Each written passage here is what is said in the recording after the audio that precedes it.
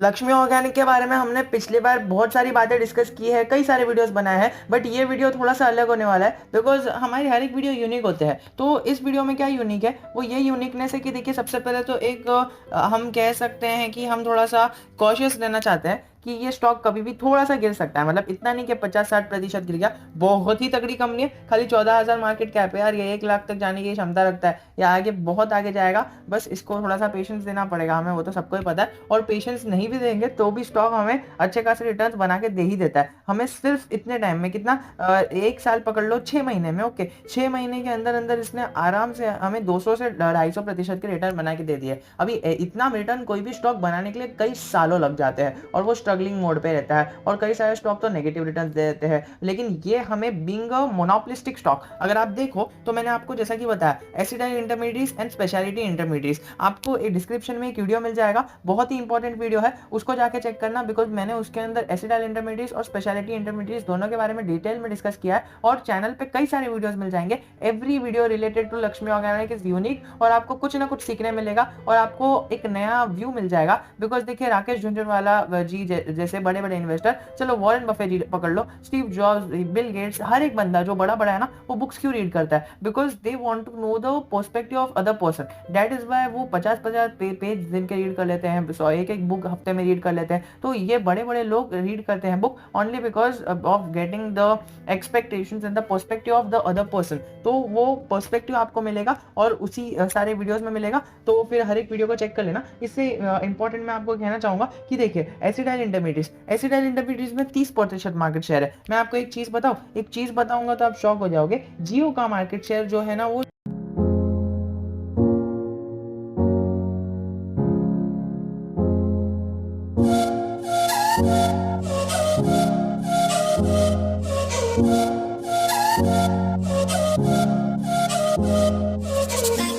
38% है। तो आप समझ रहे हो जियो का कितनी बड़ी कंपनी है, और 38% मार्केट शेयर लेके बैठी है जियो एज ऑफ 1 मार्च 2001 और 2021। अगर आप एसिडाइल इंटरमीडिएट्स का देखो तो 30% मार्केट शेयर बहुत ही बढ़िया होता है। 30% का एक, अभी वॉरेन बफे जी जैसे बड़े इन्वेस्टर है ना, खाली 5% एप्पल में होल्ड करते हैं, और उनकी नेटवर्थ देख लो कितनी बड़ी है। आप वो देखकर किसी भी स्टॉक में इन्वेस्ट करो। और दूसरी बात, ये कोई बात नहीं करेगा आपकी, ये मैं बात कर रहा हूँ डाइकेटिन। ये डाइकेटिन जो है ना उसका 50% मार्केट शेयर है, मतलब आधा पूरा डाइकेटिन यही बनाता है लक्ष्मी ऑर्गेनिक।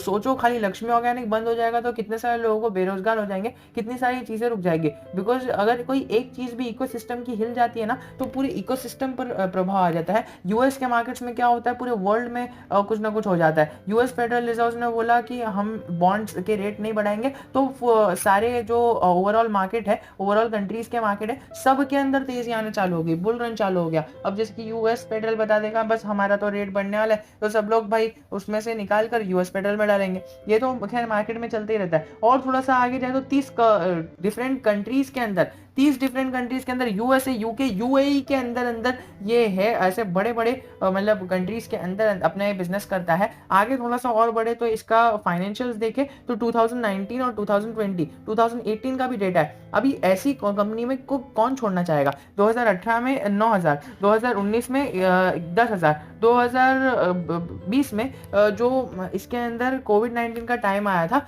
तब देखो 11,000 के आसपास ये स्टॉक पहुंच गया था। और प्रॉफिट आफ्टर टैक्स में तो बढ़ोतरी नहीं, कम हुआ है, लेकिन इन जनरल 700 के रेंज में ही है। तो आप वो देखोगे कि 700 के रेंज में स्टॉक ट्रैवल कर रहा है, और 700 क्या अभी उसका प्रॉफिट देखो। चलो मैं आपको एक वर्क देता हूँ, अपने ब्रोकर के पास जाओ या फिर किसी के पास भी जाओ, स्क्रीनर में जाओ, जाके देखो प्रॉफिट आफ्टर टैक्स यहाँ पर लक्ष्मी ऑर्गेनिक का क्या है। 700 से तो ज्यादा ही रहेगा, ये मैं आपको कहना चाहूंगा। और सीएजीआर रिटर्न मतलब 8.27% के रिटर्न से तो ये खाली अपने बैलेंस शीट के फाइनेंशियल्स को बढ़ा रहा है। तो अभी आप देखो इनकी इनकम 8.5% से बढ़ रही है, तो स्टॉक की प्राइस कितने तेजी से बढ़ेगी? बस आप ये सोचो, इनकम जितना बढ़ती है ना उससे ज्यादा तो स्टॉक की प्राइस बढ़ती है, इनकम जितना कम होती है ना उससे ज्यादा स्टॉक की प्राइस कम होती है। तो ये आंकड़ा स्टॉक मार्केट के अंदर अप्लाई होता है। और ये आगे जो लिखा है कि इसके अंदर हमें बाय करना क्यों चाहिए, कि देखिए कन्फाइंड ऑफ महाराष्ट्र में के अंदर, महाराष्ट्र के अंदर इनका कन्फाइंड बिजनेस है, और थोड़ा सा और नीचे जाए तो इनका जो सम अप वैल्यू है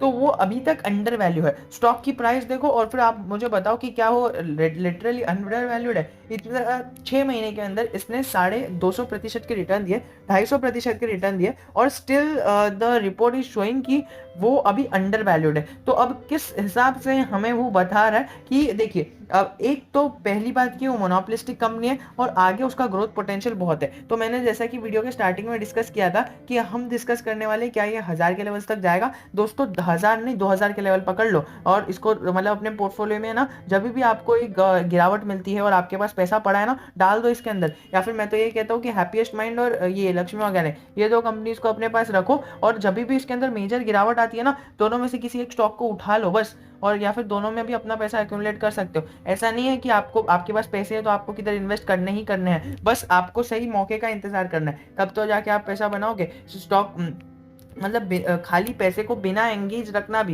मतलब अपने डीमैट अकाउंट में खाली पैसा रखना भी, वो भी एक अच्छा एसेट होता है। ओनली बिकॉज जब भी मेजर गिरावट आती है, कोविड-19 के टाइम पे मार्केट्स कितना क्रैश हो गए, जिसके पास पैसे थे उन्होंने तो इन्वेस्ट किया, लेकिन जिसका सारे फंड्स या मार्केट में अटके हुए थे उनका क्या हुआ, उनके फंड्स में तो कमी हुई ना। कई सारे लोगों ने देखा कि मार्केट इस लेवल से इस लेवल पे आया, कितना मुनाफा दिया, लेकिन किसी ने ये नहीं देखा कि ऊपर से नीचे तक मार्केट गिरा था तो लोगों को नुकसान हुआ था इतना, और फिर लोगों ने नुकसान में बेचा था ताकि गरीबी आ गई थी ना, तो उन्होंने इस लेवल पे बेच के अपने पेड़ भी पाले थे, तो वो भी हुआ था मार्केट में। ये कोई नहीं बताता है, ये खाली आपको इस जगह पर अलग अलग व्यू मिलेंगे, इसीलिए मैंने आपको पिछले भी एक वीडियो में बताया था, एंड अगेन मैं बता रहा हूँ बिकॉज न्यू कमर्स को भी पता होना चाहिए। तो इस स्टॉक का पी 64 है, और देखिए अभी तक उसका जो हमारा RSI दिख रहा है वो हाई पर ही दिख रहा है, 80 के आसपास दिख रहा है, लेकिन मैं ये कहना चाहूंगा अभी तक और मतलब RSI स्ट्रेंथ इंडेक्स है, वो आप उसको अपर मूवमेंट और नेगेटिव मूवमेंट के लिए कैलकुलेट मत करो, स्ट्रेंथ इंडेक्स है। इसका मतलब क्या कि अभी तक स्टॉक के अंदर तेजी आनी बाकी है और तेजी आने वाली है, स्ट्रॉन्ग है स्ट्रेंथ उसकी, तो अभी आगे और बढ़ सकता है। सो आई होप कि मैंने अपनी बातों को क्लियर किया है। बस एक बात जरूर कहना चाहूंगा